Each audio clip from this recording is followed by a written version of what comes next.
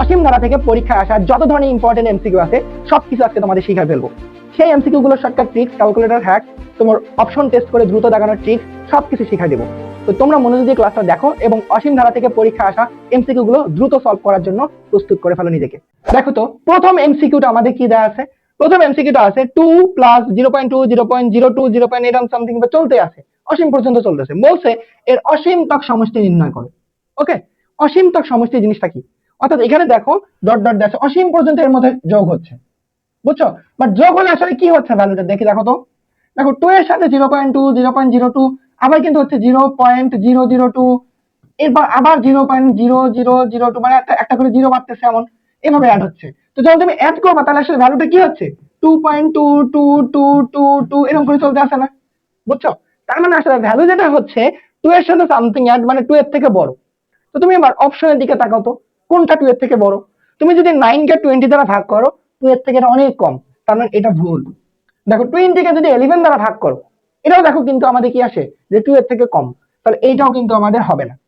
এবার দেখো তুমি যদি 111 কে 50 দ্বারা ভাগ করো কি আসে, দেখো তোমার যদি 111 কে 50 দ্বারা ভাগ করো এটা আসতেছে 2.22।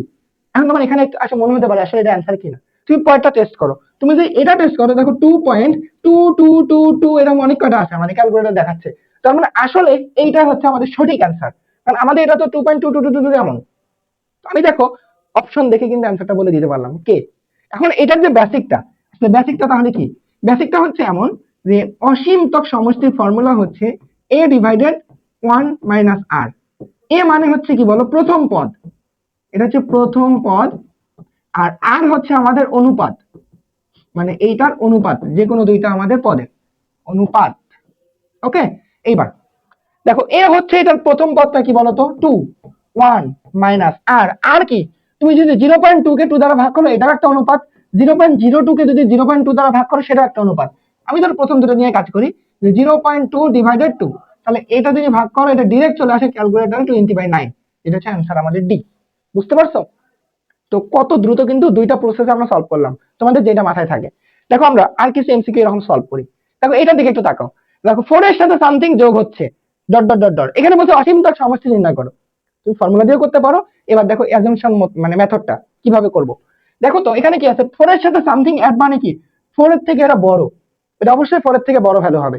তার মানে 4 যেটা আছে এটা ভুল, 1/5 যেটা আছে এটাও ভুল, আর এটা তো আমাদের 4 এর থেকে ছোট। দেখো 10/3 এটা তো আমাদের কত বলতো 3 দশমিক সামথিং, এটাও তো আমাদের ভুল। তাহলে আসলে আমাদের অ্যান্সার কোনটা বলতো? অ্যান্সার হচ্ছে এটা, যেটা আমাদের 4 এর থেকে বড় আছে। দেখো এই ক্ষেত্রে আমি ফর্মুলা না জানলেও আর সমস্যা নেই, কত দ্রুত করতে পারলাম। হোপফুলি বুঝতে পারছো আসলে এমসিকিউটা আমি কিভাবে সলভ করব। এবার এই এমসিকিউটা তোমরা এখনই সলভ করো, ক্লাস ওয়ার্ক। এইটা তোমরা তোমাদের যেটা ভালো লাগে, দুইটা প্রসেস বললাম, তোমাদের যে প্রসেসটা খুব ইজি মনে হয়েছে সেই প্রসেসে অ্যান্সারটা বের করে কমেন্টে জানাও। তোমাদের অ্যান্সারটা আমি নিজে দেখবো, কাটটা হয়েছে সেটা চেক করবো। ওকে, তো ধরুন এখনই কিন্তু ভিডিওটা একটু পজ করে নিজে এখন ট্রাই করো। ওকে, আমি পরবর্তী এমসিকিউ দেখাচ্ছি। দেখো এখানে বলা আছে কোনো গুণোত্তর ধারার প্রথম পদ 5, সাধারণ অনুপাত এত, তাহলে এর অসীমতক সমষ্টি কত? এখন তুমি কি করবা, এই অসীমতক সমষ্টি বের করার ফর্মুলা জানি আমরা। অসীমতক ফর্মুলা কি, প্রথম পদ অর্থাৎ প্রথম পদ কত 5 ডিভাইডেড 1 মাইনাস আর। আর কত? আর হচ্ছে এটা অনুপাত মাইনাস 1/3, এটা তো ক্যালকুলেটরে দেওয়াই আছে, আমাদের প্রশ্নে দেওয়াই আছে। জাস্ট তুমি ক্যালকুলেটরে পেস্ট করো। দেখো 5 ডিভাইডেড 1 প্লাস এটা হচ্ছে আমাদের 1 ডিভাইডেড 3, দেখো 15/4, এটা হচ্ছে আসতেছে আমাদের 15 ডিভাইডেড 4। কোথায় আছে বলতো? এই যেটি। তো তোমাদের ফর্মুলা দিয়েও কিন্তু মাথায় থাকতে হবে, ফর্মুলা দিয়ে কিন্তু অনেক সময় আমাদের ম্যাথ করতে হবে, এই জন্য তোমাদের দুইটা জিনিসই শিখাই দিলাম। এবার এরকম বলছে অনন্ত গুণোত্তর ধারা অনন্ত ভাবে চলতেছে, বুঝছো? তো ধারাটির অষ্টম পদ নির্ণয় করো, মানে 8 নাম্বার পদ নির্ণয় করো। দেখো গুণোত্তর ধারার জন্য যে কোনো পদ সংখ্যা নির্ণয়ের ফর্মুলা হচ্ছে a into r to the power n minus 1। এ হচ্ছে প্রথম পদ, আর হচ্ছে অনুপাত, n হচ্ছে কততম পদ সেটা। দেখো তো আমি যদি বের করি অষ্টম পদ বের করতে বলছে, তাহলে এখানে বুঝলাম যে n এর মান হবে 8। আচ্ছা এখানে প্রথম পদ কি আছে বলতো, এর মান 1। আচ্ছা অনুপাত কত? অনুপাত হচ্ছে পরেরটাকে আগেরটা দ্বারা ভাগ করো, তার মানে -2/3 কে যদি 1 দ্বারা ভাগ করি ওটা থাকে -2/3 থাকে। তো আমি তিনটা জিনিস পাইছি। আর এই পদের মানটা বের করব, a into r to the power n minus 1, এটা। তাহলে a কত বলতো? a হচ্ছে 1 ইনটু আর কত -2/3 ইনটু n মাইনাস ওয়ান অর্থাৎ 8 - 1, অর্থাৎ যেটা আমি একবার লিখতে পারি 7। এটা তুমি ক্যালকুলেটরে দেখো যে এটার উপর 7 দিলে -2⁻7 ডিভাইডেড 3⁻7, এইটা। এখন তুমি ক্যালকুলেটর প্রেস করে একবারে তো প্রেস করলেই হতো, তারপরও আমি অপশনে এইভাবে মনে হয় আছে, হ্যাঁ এইভাবে আছে, দেখো যে -2⁻7 3⁻7, এই যেটা এ, বুঝছো? তাহলে আমাদের এটা অ্যান্সার। খুবই সহজ, কিন্তু খুবই সহজ। তাহলে এই অনুক্রমটার সাধারণ পদ নির্ণয় করো। সাধারণ পদ নির্ণয় করা সৃজনশীলে কতে কিন্তু খুবই ঝামেলা, বা শর্ট কোশ্চেনে কিন্তু খুবই ঝামেলা, বাট যদি এমসিকিউতে আসে তুমি বিশ্বাস করতে পারবে না এটা কত দ্রুত করা যায়।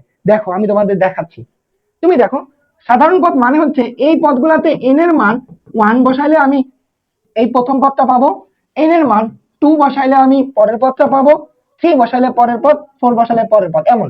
এখন তোমার কাছে হবে অপশনের মধ্যে, এবার তুমি n এর মান 1 আর 2 বসাও, দুইটা বসাও, তাহলেই হয়ে যাবে। দেখো n এর মান যদি 1 বসাও, তাহলে দেখো এটা কিন্তু আমাদের আসতেছে 1/4, এটাও দেখো, মানে এটা হচ্ছে n এর মান 1 এর জন্য, সবগুলাই কিন্তু 1/4 আসতেছে, সবগুলাই 1/4 আসতেছে, সবগুলো 1/4 আসতেছে, তুমি যদি বসাই দাও। তার মানে আমি কনফিউজড যে n এর মান 1 বসাই দিয়ে কিন্তু ডিরেক্ট অ্যান্সারটা পাইলাম না, এত সহজ তো রাখবে না, জাস্ট তোমার আরেকটা টেস্ট করলেই ক্লিয়ার হয়ে যাবে। দেখো n এর মান যখন তুমি 2 বসাবা, তাহলে আসলে দেখো তো n এর মান যখন 2, তখন এটা ভ্যালু কত?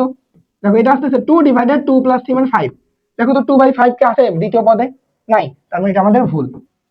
দেখো তো পরেরটা যদি টেস্ট করো তুমি, যে এটা কত, n এর ভ্যালু উপরে 2, n এ কত, 2 × 4 আর 2 কত 6, তাহলে 2/6। দ্বিতীয় পদ কি 2/6 না 2/7, তার মানে এইটাও ভুল। আমি যদি n এর মান 2 বসাই, দেখো এটা কত, 2 ডিভাইডেড 2 স্কয়ার, 4 12 1 কত আমাদের বলো, অনেক বড় আসতেছে, ওরে বাবা। এন্ড এটি হচ্ছে 4 3 4 12 13, 2 ডিভাইডেড 13, এটা 2/13 আছে, নাই, এটা ভুল। পরেরটা টেস্ট করো, দেখো এটা কত আসছে, 2 ডিভাইডেড 4 3 7, 2/7, অর্থাৎ দ্বিতীয় পদটা আমাদের মিলে গেছে এটা, তার মানে আমাদের অ্যান্সার কিন্তু এটা, বুঝছো? তাহলে বেশি কিন্তু আমাদের প্রেসার পড়তেছে না। আমাদের দুর্ভাগ্য যে এই অ্যান্সারটা যেটা ছিল, এই বাবা যে অ্যান্সারটা সব শেষে আছে, যদি এটা আমি প্রথমে বা দ্বিতীয়তে খুঁজে পাইতাম, তাহলে পরেগুলো টেস্টই করতাম না আমি, বুঝছো? বুঝছো আমার বিষয়টা? তাহলে অ্যান্সার হচ্ছে ডি। অনেক সময় ধরো লাস্টের দিকে অ্যান্সার থাকতে পারে না, তখন কি করবো, আমার তো আর কিছু করার নেই। অপশন টেস্টে এটা একটা রিস্ক, যে আসলে অ্যান্সারটা যদি লাস্টেরটা হয় তাহলে আবার ঝামেলা। অনেক সময় তুমি এভাবে করবা যে একটু এলোমেলো ভাবে টেস্ট করবা, প্রথমটা টেস্ট করার পর ডিরেক্ট তুমি 3 নাম্বারটা 2 নাম্বারটা এভাবে টেস্ট করবা, যেটা অ্যান্সার হবে সেটা অ্যান্সার, ওকে, পরেগুলো টেস্ট করবো না। এবার দেখো এই জিনিসটা কি বলছে, মূলদীয় ভগ্নাংশে প্রকাশ করো। এখন তুমি কি করবা, মূলদীয় ভগ্নাংশে প্রকাশের জন্য কি করবা বলো? ফর্মুলা টর্মুলা কিচ্ছু জানতে হবে না ভাই, আমি তো আছি। দেখো দেখো 0.53 মানে তার উপর দুটো ফোঁটা দেওয়া আছে, মানে পৌনঃপুনিক চিহ্ন দেওয়া আছে, এর অর্থ হচ্ছে 0.53535353, মানে এটা এভাবে বাড়তেছে, এটা অনন্তকাল বাড়তেছে, 5353 রিপিট হচ্ছে। এখন তাহলে তোমার কাজ হবে এর মধ্যে অপশন গুলোকে টেস্ট করা, কোনটা আমাদের 0.5353। আমি র্যান্ডমলি একটু টেস্ট করি তো, ধরো সি টেস্ট করি, কত, 53/99, 53/99 ভাগ করলে আসতেছে কত, 0.535353, লাস্ট আছে 4। আচ্ছা এটা রেখে দিলাম, লাস্টে 4 আছে। আমি আরেকটা টেস্ট করি, সব থেকে অ্যাকুরেট বি, বিটা একটু টেস্ট করি তো। ধরো আমি 8/15, এটা আসতেছে কত, এই যে দেখো এটা সব থেকে অ্যাকুরেট। 0. আমাদের কত আসতেছে, 0. দাঁড়া, এটা হচ্ছে 0.533333 এমন, এটা হচ্ছে 0.53333 এমন আসতেছে, হ্যাঁ এভাবে। তাহলে আমাদের তো আসবে এখানে কত বলো, 0.535353, আর এটা অ্যান্সার আমাদের কিন্তু সি হচ্ছে। আমি দেখো আরেকটা টেস্ট করি একটু, ধরো 16/33, 16/33, এটা হচ্ছে না, 0.48, এটা তো কোনোদিনই হবে না। পরেরটা যদি লাস্টেরটা টেস্ট করতাম, দেখো 53/90, আমার মনে হচ্ছে সি অ্যান্সার হতে পারে, হ্যাঁ। দেখো এটা আবার 0.58 সামথিং, এটা হবে না, বুঝছো?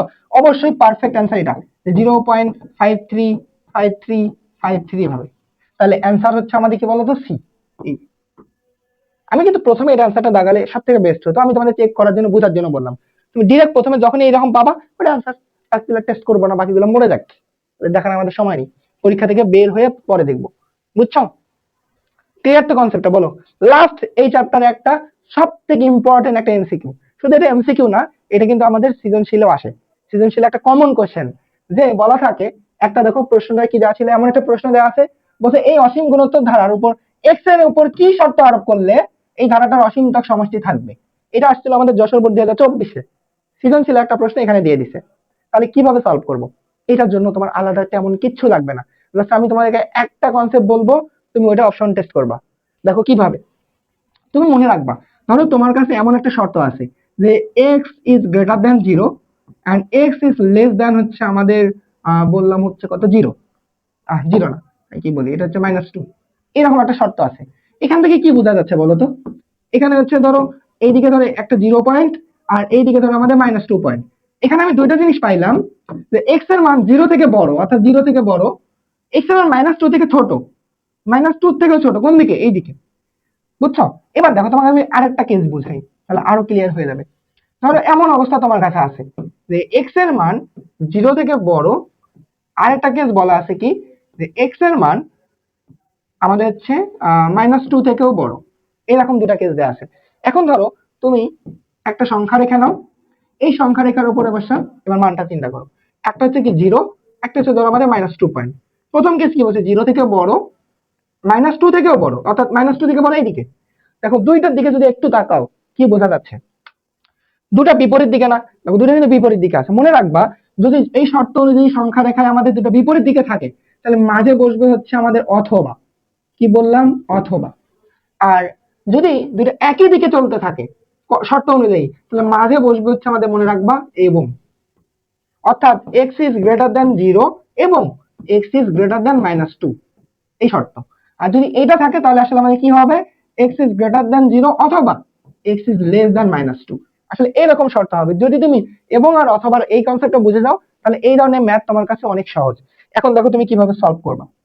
দেখো দেখো প্রথমটার দিকে তাকাও তো, এক্স ইজ লেস দ্যান 0 অথবা এক্স ইজ গ্রেটার দ্যান -1। তো তুমি যদি এখানে একটা সংখ্যা রেখে আঁকতা, যে এখানে 0 একটা ঘর দাও, এখানে -1 ঘর দাও, তাহলে 0 থেকে কি আমাদের বলো এক্স এর মান 0 থেকে ছোট, অর্থাৎ এইদিকে। এক্স এর মান -1 থেকে কি বলতো বড়, -1 থেকে বড়, অর্থাৎ এইদিকে। তো দুইটা কিন্তু দেখো আমাদের কি বলতো, দুটো কিভাবে আছে? মুখোমুখি অবস্থায় আছে। তো মুখোমুখি অবস্থা থাকলে আমাদের কি হবে বলো? এবং হবে। বাট এখানে দেওয়া আছে অথবা, তার মানে এটা ভুল, এটা হবে না। তুমি পরবর্তীটা টেস্ট করো, একটা ছোট্ট করে একটা সংখ্যা রেখে আঁকবা। ধরো এখানে আমাদের 0 আর এদিকে ধরো -1। সত্য কি ছিল? 0 থেকে বড়, 0 থেকে বড়, -1 থেকে ছোট, অর্থাৎ এই যে দেখো দুটো বিপরীত দিকে আছে। তো অবশ্যই মাঝখানে অথবা আছে, তার মানে এটা ঠিক। আমি কথা হচ্ছে ভাইয়া পরে এগুলাকে টেস্ট করবো না, না, মনে রাখবা সত্যের ক্ষেত্রে এখানে কখনো ইকুয়াল হবে না, এই ইকুয়াল সাইন হবে না, এই ইকুয়াল সাইন হবে না, অর্থাৎ এটাও ভুল, এটাও ভুল। যেখানে তুমি সত্যগুলোতে ইকুয়াল সাইন পাবো সব ভুল। কারণ আসলে এটার বেসিক যেটা ছিল, যে এই ধরনের ক্ষেত্রে যে এটা যে আমাদের অনুপাতটা, অনুপাতের মানটা আমাদের সব সময়, আয় হায় কি হলো, যে অনুপাতের মানটা -1 থেকে আমাদের বড় এবং +1 থেকে ছোট, এই শর্ত মানে অসীমতক সমষ্টির জন্য।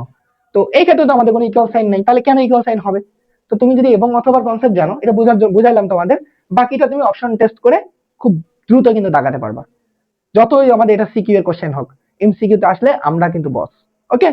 তো তোমাদের যদি এই ক্লাসটা ভালো লাগে, অবশ্যই তোমাদের প্রতি রিকোয়েস্ট আমার, যে এই ক্লাসটা অবশ্যই শেয়ার দিয়ে তুমি নিজের টাইম লাইনে রেখে দাও। পরীক্ষার আগের দিন ধরো তুমি শুয়ে শুয়ে একটু আরেকবার এই ক্লাসটা দেখে যাবা, তাহলে কিন্তু তোমার আরেকবার রিভিশন হয়ে যাবে। সাথে তোমার বন্ধুদেরও একটু দেখার সুযোগ করে দাও, তারাও যাতে উপকৃত হয়। তো তোমাদের সবাইকে ধন্যবাদ, এবং পরবর্তী সিরিজগুলো দেখার জন্য আমার এই পেজে এবং আমার এই পেজের এই নাম অনুযায়ী ইউটিউব চ্যানেল আছে, সেখানে অ্যাড হয়ে দাও। তাহলে তোমরা ধারাবাহিকভাবে আমার প্রত্যেকটা ম্যাথের ক্লাস পেয়ে যাবা। তোমাদের সামনের এসএসসি এক্সামে আশা করি অনেক ভালো রেজাল্ট আসবে ম্যাথ থেকে।